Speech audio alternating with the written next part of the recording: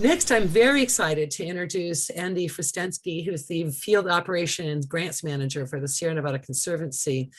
The Conservancy has been a strong partner of the Sierra Fund since we got started. In fact, we were the sponsors of the legislation that created them. And since that time, they have been one of the only state agencies that not only understood, but actually wanted to do something about the abandoned mines, likely because the Sierra Nevada is so heavily impacted by mining.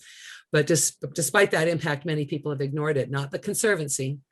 Andy Fristensky, would you like to speak to us about the Sierra Nevada Conservancy's program? So thanks again, Izzy. And as Izzy mentioned, my name is Andy Fristensky. I'm the Division Chief for Field Operations and Grants at the Sierra Nevada Conservancy. And I'm very honored to be here and to speak at this workshop that identifies challenges that the Sierra Nevada faces, and not just identifying challenges, but offering solutions to address those issues. And it's something that Sierra Nevada Conservancy has long partnered with the Sierra Fund, whether it's through sponsorships like a workshop like this, or field tours from the past, or even through grants that we've provided to speak to some projects that were in real need of resources. And that's often the case, I think, with challenges in the Sierra Nevada and throughout the state, is just that challenge to gather those resources. Let me just give a little bit of a background on the Sierra Nevada Conservancy for some of those that maybe don't know. We were established by bipartisan legislation in 2004. This was an effort that was recognized by a lot of people, and I'll personally thank Izzy as one of those people. I know there are many that are part of that effort, but to go to the state and say, the state has a lot of great resources, but it also has many challenges, and there needs to be some representation at the state level to start to address some of those types of challenges. So when the state agency was established under the California Natural Resources Agency, our mission was set forth, and that was to initiate, encourage, and support efforts that improve the environmental, economic, and social well-being of the Sierra Nevada region, its communities, and the citizens of California. And we really see this as, and commonly referred to as, a triple bottom line type of mission, where we want, address that environmental issues, but recognizing that there are ties to the economic portion of our state. There's ties to our communities and to the social well-being. Those are all hitched together. So it's important for us to try to address these types of issues. When the Sierra Nevada Conservancy was established, I think a lot of people can recognize, and even today they'll recognize, the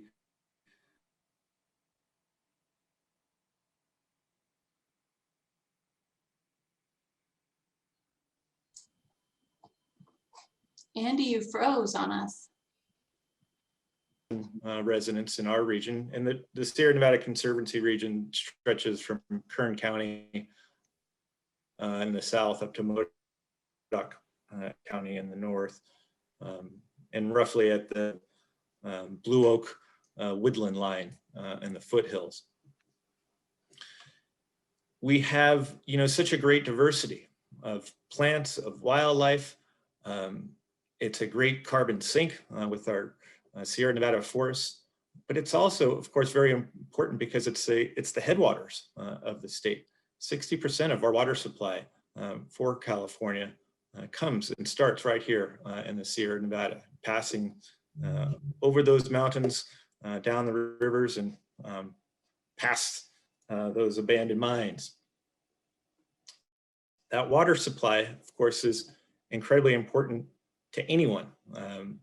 And I don't care if you live in the Sierra Nevada, or if you live in Los Angeles, or if you live in Japan. I imagine every one of those people are touched by the water that comes out of the mountains of the Sierra Nevada mountains, because obviously it's not just drinking water, it's water that's going to irrigate crops, crops that are shared around the world. So we recognize that we have this incredible resource in water that's just one of many incredible, great resources. And this state agency was established, well, let's protect that. Let's protect that, not just the environment, but let's protect communities that way that could benefit all citizens of California and really of the world. But we recognize, as we've been an agency, that there are quite a few challenges out there, and some are daunting. In recent years, we've, as a Sierra Nevada Conservancy, we've put a lot of effort into recognizing forest health as an issue to tackle. We've seen how many frequent wildfires we have, and particularly high severity wildfires, fires that we haven't seen ever in our recorded human history. Again, we'll see this theme on how that's connected, right? Because if you have these damaging fires, then it has its impacts on the rivers and communities. We certainly have seen, and more relevant to this workshop, the impacts that mines have created, the legacy that it's left behind. You know, many of our communities in the Sierra Nevada owe their establishment because the miners were the first to move in and create those communities. And it, you know, you think back in the 19th century on how those miners came for economic opportunity, but perhaps leaving a legacy behind that's challenging for us in the 21st century. But here now, as a state agency, the Sierra Nevada Conservancy still has that mission of recognizing how do we make sure we have good economic development within our communities where it's a strong social fabric while still protecting that environment. So we're still dealing with that legacy from a couple of centuries ago, and hopefully we can move towards some better solutions. And of course, with that, we have our own challenges of today, from fighting climate change. We're seeing in front of our eyes the impacts of climate change throughout our mountains and throughout the state.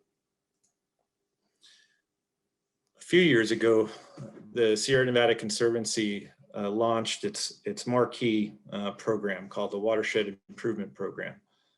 It was actually signed into California state law back in 2018. The main, well, some of the main points of the Watershed Improvement Program was that recognition that we need to, as a state and really as a larger community, work on policy changes that are going to continue to protect our forests and our watersheds. We need proper resources to help combat those problems. And with that, some related infrastructure to help try to overcome some of those challenges that exist. The Watershed Improvement Program, as our marquee program, has recognized all the different challenges that exist within our region. And this is an effort for us to try to focus in on how do we tackle those issues. It's helped launch S&C's own strategic plan. But as I mentioned, the large themes for that, we're trying to increase investment, get better at identifying key policies and increasing that infrastructure needed for restoration.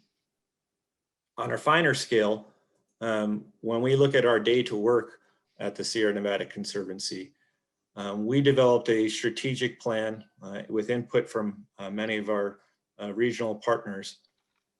And we broke it down to 5 goals that we want to accomplish, including healthy watersheds and forests, resilient Sierra Nevada communities, vibrant recreation and tourism, strategic lands conserved, and an impactful regional identity. John Muir is a great naturalist, someone that has been quoted many times,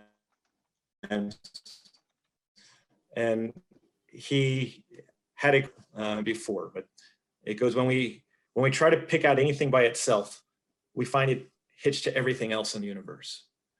And I think that really sums up what the Sierra Nevada Conservancy's view is. You could take any one of these goals and see it touching something else as one of those other goals. For example, a healthy watershed or healthy forest.